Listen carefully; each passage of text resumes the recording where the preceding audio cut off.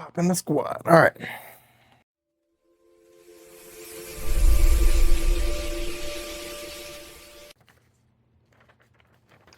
Hello, welcome to Rooted in the Word. We are following on our Rooted in the Word Bible reading plan.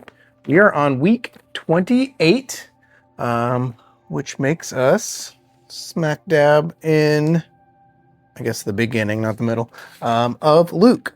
And I guess since last week, I didn't really give Luke an intro because I just focused on Philemon. Just a fun little fact that I learned was that Luke was a Gentile. And he wrote Luke and the book of Acts.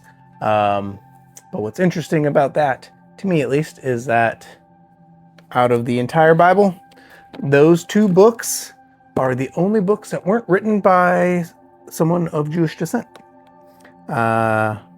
Which I just thought was interesting. Makes Luke and Acts stand out a little bit on that aspect. But what I wanted to focus on was Luke 6, specifically build your house on the rock, the little parable that he talks here. So in the parable, he says, "Why do you call me Lord, Lord, and do not do what I tell you? Everyone who comes to me and hears my words and does them, I will show you what he is like. He is like a man building a house who dug deep and laid the foundation on the rock.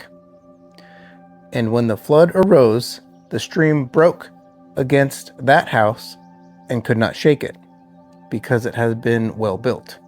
But the one who hears and does not do them is like a man who built a house on the ground without a foundation.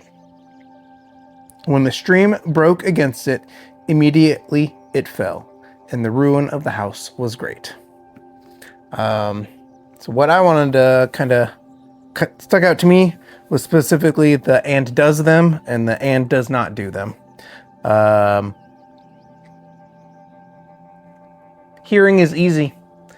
We do that all the time. At least I do this all the time. I'm always, trying to learn things and, watching YouTube videos, how to do stuff, and reading things, listening to things. But if you don't have the action behind, it doesn't mean anything, really. There's a lot going on here. So one, we have to hear what Jesus tells us, what the Bible tells us. And two, we have to do it. And if we do that, he is like a man building a house who dug deep and laid the foundation on the rock. So that means it is work. We have to dig deep. It's more work to dig deep to hit the bedrock. But when we do that, we can lay a firm foundation. And contrary, the one who hears and does not do them is like a man who just builds his house on the ground. We all like to take shortcuts from time to time, and a lot of times it bites us in the butt. It's the hearing is easy, the doing is hard. It's just like great basic financial advice that everybody knows intuitively, but statistically not very many people follow through on, is spend less than you make and save the difference. That's it. That's all you need to live a well-lived, financially, at least financially well-lived life. Might not make you rich, but you'll be stable, and you'll have an emergency fund, and you can retire. But we don't do that typically. We like to complain about how expensive things are. We like to make those impulse purchases, and we don't follow the basic advice, and we complain about being poor and end up with $20,000 in credit card debt. That is the person that hears but does not do. Yes, it is more work. You have to have discipline, but it builds you up a firm foundation. I guess there's a saying, why doesn't marriage come with a owner's manual? Or why don't kids come with an instruction manual? Well, it does. It's this book. We read it and we don't follow through. If you read it at all, and life happens, the storm will still come. The difference is when you're on a firm foundation, the storm doesn't completely destroy everything.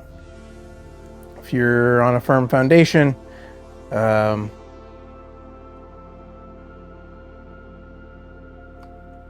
storm can be growth. The storm can be learning. But too often nowadays we blame the storm for everything and fail to recognize how we weren't prepared for when the storm came. Because the storm is always going to come. There's always a storm coming. The question is, are you prepared for it? And that takes advanced planning. You have to plan for the storm to come before the storm gets here. Otherwise, you won't be prepared. And you never know what storm is going to come. So you got to be prepared for many different storms. And that's where the wisdom in this book can help prepare you. This book doesn't talk about AI or cryptocurrency or failure of the electric grid. This is all well before that.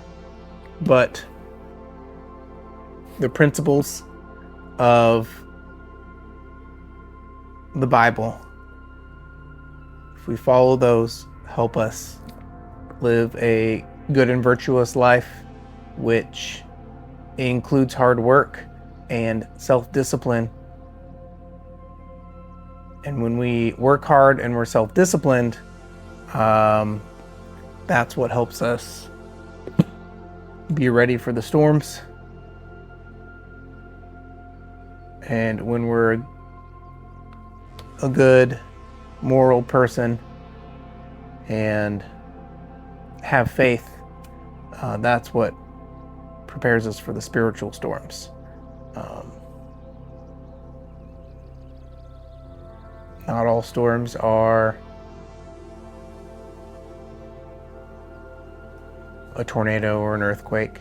A lot of storms are our own doing. And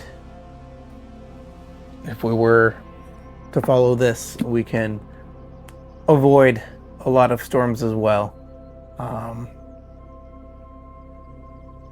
But there will always be storms. The question is, are you prepared for them?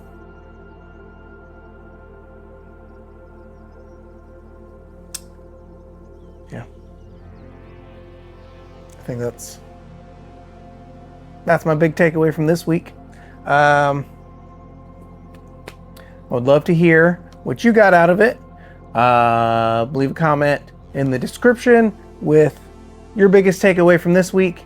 And until next time, love God, love people. Have a wonderful day.